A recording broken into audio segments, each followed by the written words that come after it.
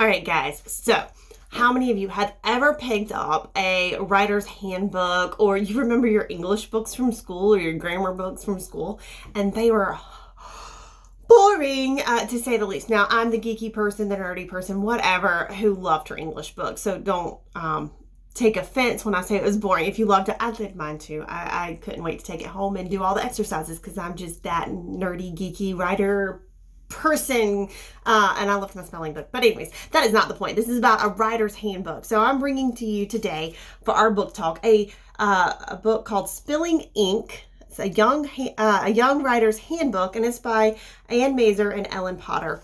And this is not your typical writer's handbook. This is written almost like a story. So students, I encourage you to read this one. This is a great read, front to back. You hear all kinds of things about what to do, what not to do, but there's a richness of examples to keep you intrigued. Like I said, it's almost written like a story. It is not your typical handbook.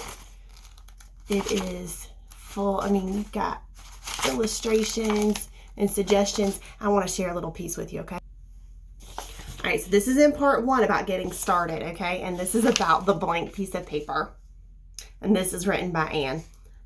It's normal to feel afraid or nervous when a blank piece of paper is giving you an intimidating glare. It looks at you coldly and says, "You think you're a writer?" Suddenly, you can't think or breathe. Your pencil slips through your numb fingers and rolls under the bureau. You begin to stammer out apologies. I didn't mean, I don't know. I can't. You don't know why you wanted to write in the first place. Maybe you'll try again tomorrow. Oh, or next week. No, better yet, or in 5 years. The mood just isn't right. A blank piece of paper is a formidable opponent, but you can defeat it. Just stare the thing down. Refuse to be intimidated. Take a deep breath and write a word or two on the paper. Make that a sentence, a paragraph.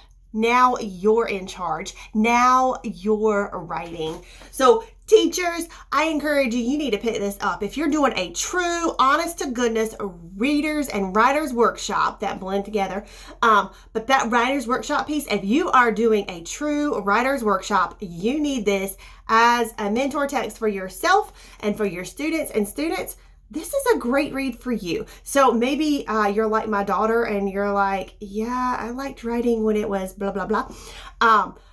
This would be great for her because she loves to write. But when you add in required scripted lessons, so to speak, and you take some freedoms out, writing becomes less of a great thing. And so she was very frustrated for a couple years.